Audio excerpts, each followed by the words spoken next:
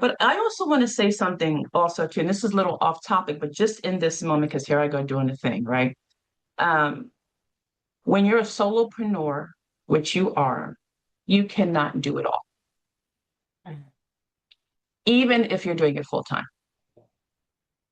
Okay. You cannot do it all. And it might be time to start asking for some help and outsourcing. That's all I'm going to say. You don't need my little coaching for right now. That's all I'm going to say. No, no, I It do might want be you to go time. into that a little bit because I was surprised that even with my own business, I still need sponsors, I still need collaborators, there's still other people, and even someone to help me do the things that I'm not good at. So I do want you to go into that. Just because you're self-employed doesn't mean you can or should or will No. be doing everything yourself. I didn't know that going in. No. In the beginning, and I know your story a bit. So in the beginning, you want to be able to do all the things. Now I have the time that I didn't have before, right? And so I'm going to try to touch all these parts. And so you've been doing this a year now? Hmm. You've been doing this a full year now, which is great because now you can assess and say, these are some of the things that I really enjoy doing, that I really want to spend time doing, that I can excel in, that I can make bigger, it's scalable. I love to do that. These are things that I have to get done because it's so important to my business. I'm not the best at it. I struggle at it. I hate it even. Right. Hmm. And so now you have to sit down and just say, okay, the 40-40-20, I need someone else to do this other 40 now. It's Mm. important. It has to happen. It's not happening because I'm not doing it. I don't like to do it. I don't want to do it. And if I really am honest, I'm not going to do it. And if my business depends on this, unless someone does this for Mm. me, I am not going to succeed. Wow. And so this is where you maybe get a virtual assistant. Maybe you hire someone, there's different things you do. You can maybe hire someone online to do something for you. There's different things. And you and I could talk about this offline on different Hmm. areas that can help Hmm. you. But just because you are a solopreneur and you do have more time, you don't have to do everything Hmm. yourself. You don't have to do all the tinkering yourself. You're responsible for your business because you are the collective. Hmm. You are everything, but it takes a team. It takes a team. And I will tell you this, if anyone who is trying to scale and you're not being able to accomplish the things that you want to accomplish and you continue to try to do it by yourself, you will fail. Mm. Wow. It's impossible. You will fail. Someone has to help you. Mm. Someone has to help, and so it's you had a year experience. Now you can really assess. And I always, the way you're doing it is perfect. I love the fact that you did it on your own because now you know exactly the strengths that you have, the areas that you're not able to get to. And let's not forget about quality of life. And I think the thing that you were trying to say before about working is what I would say to you is that you're going to find that you're going to work harder for You did yourself say that. than you do for anyone else. You did say that to me, and I have found that to be true, but why? How does that happen? Because you are your resource. You are all of your resources. When we work for other people, we have other resources to us. We can tap into other things. We can tap into a library. We can go into an assistant. We have coworkers. We have bosses. We have financial resources. We have things available to us. There's a system already built for us that we Mm. need now to manage our peace. You are building the walls around your business. You are building the systems within there. You are actually the one with the hammer doing everything. You need to be the face. You need to be the marketer. You need to be the financier. You need to be the budgeter. You need to be everything. Mhm. And so this is why it's different. And it's exciting and it's hard. And you're gonna laugh and celebrate and you're gonna cry and you're gonna have all of those moments. And at the end of the day, as long as you're consistent, you're going to see the reward. You got to stick to it. But it's challenging. And this is why you work harder for yourself than you do working for someone else. And, and if you are someone who works, I'm on a roll now, girl. If you are somebody who works really, really hard for someone else and you desire to have your own business, you take all of that energy and that's what I did and say, you know what, I want to do this for myself now. I want to create my wealth. I want to do this. I can do this. Lawyers who work for law firms start their own practices. Doctors who work for hospitals start their own practices, right? So yeah, it's gonna be hard. A business, no matter if you have resources or not, is difficult, no matter what. But when you are doing it by yourself, you have to be 10 people. You have to be 10 people. Are you seeing that? Yes, I have found that to be true. And like I said, you were saying this to me when I was doing it part time. And so, again, to me, there was a finite number of hours that I had. And so it had to fit into that. I do find myself, 2 o'clock in the morning posting something, or, oh, I have an idea. Let me catch it. Let me sit down at my laptop and do it real quick before I lose that idea.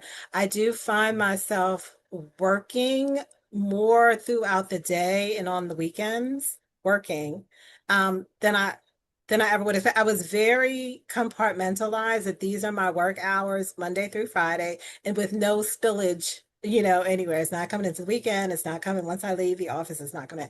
But I do find myself all around the clock doing stuff.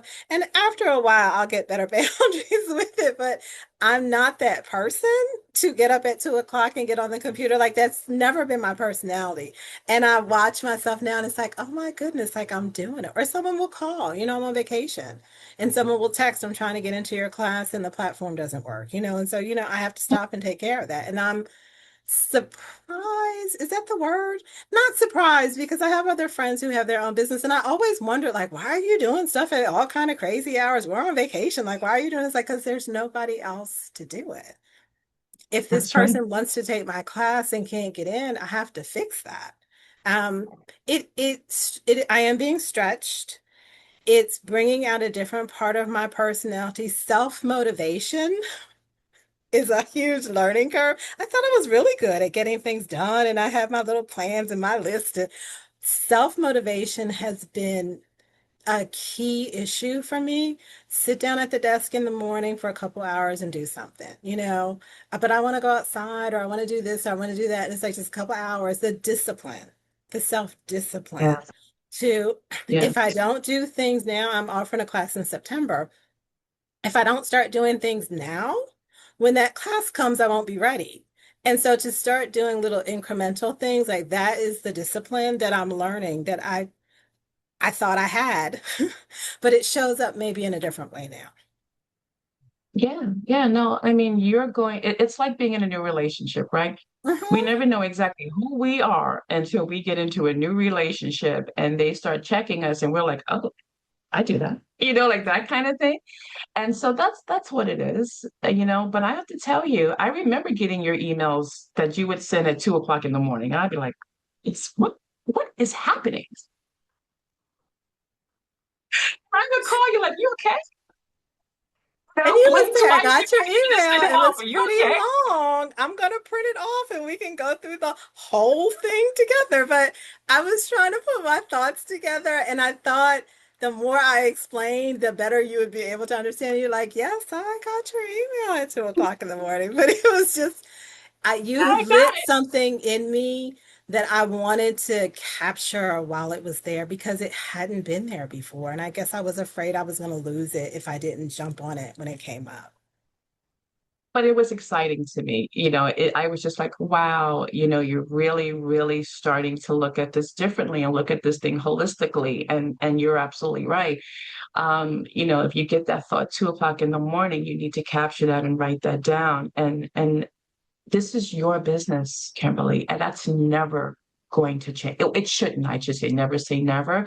But as long as you're inspired, you should have those moments. Those are great, great moments because you're still in the game. You Mhm. still want more. You still want to scale up. You have ideas to do something different. You want to create still. So that's exciting. So find the things that you love to do, okay? And outsource the things that need to get done that might not, and I use this term a lot, might not be the best use of your time. Yeah, You want to that make sure makes that the sense. time that you're spending is valuable, and that it is all. Now, of course, we all got to do the things that we don't do. You can't give it all away unless you until you get bigger, right? But there are some things that you might be able to outsource and see. And then the other thing you mentioned about when you worked part-time and you had a certain amount of hours, and now because you're doing all different things, it's not as easy to set a certain amount of hours, but you can have a little bit more control. Okay. And think about that. Think about, I'm only going to take calls between here and here. I'm only going to do from here to here. That doesn't change. You're getting up in the middle of the night and wanting to fix something, having to do a quick IT correction. Those things don't change. But without really knowing what you're doing completely because we haven't worked together in a while. But you can assess and say, you know what, I do need to set some certain parameters. Listen, you're a married woman, you are a friend, you are a daughter, you're a wife, you're different things. Quality of life is still important. You want to still be able to feed yourself so that you can be replenished to get up and do the 2 o'clock a.m. thing again tomorrow. I'm horrible at this. When I don't build space for myself and I'm going and going and going and going and going, and then there's burnout, then I don't want to do it, and then I can't do it. And all the negative talk, right, starts coming in, and I have to quiet that. I'm just like, that's all a lie. That's not true Mm. at all. That's not true. I'm tired. And I'm tired because I didn't set boundaries. And that's the other thing that I do with my coaching and this finding your voices. I help people find boundaries, create boundaries, communicate their need for a boundary without guilt.